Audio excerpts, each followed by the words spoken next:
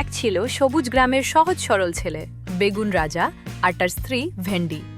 দুজনের ছোট্ট সংসার, অনেক ভালোবাসা আর স্বপ্নে ভরা জীবন। গ্রামের মাঠে ঘাটে কাজ করেই তাদের দিন কাটত। একদিন ভেন্ডি লাজুক মুখে বলল, বেগুন, আমি মডেলিং করতে চাই, আমি একদিন হিরোইন হতে চাই। বেগুন একটু অবাক হলেও হাসি মুখে বলল, যদি এটাই তোমার স্বপ্ন হয় তাহলে চেষ্টা করতেই হবে, আমি সবসময় তোমার পাশে আছি। ভেন্ডির চোখ আনন্দে ভরে উঠল। সে ভাবতে লাগলো একদিন বড় শহরে গিয়ে সে নামী অভিনেত্রী হবে। কিন্তু সমস্যা একটাই, মডেলিং করতে অনেক টাকা লাগে। বেগুন গভীর চিন্তায় পড়ে গেল। সে ভাবতে লাগলো, এত টাকা আমি কোথা থেকে জোগাড় করব? অনেক ভেবে শেষে সে সিদ্ধান্ত নিল।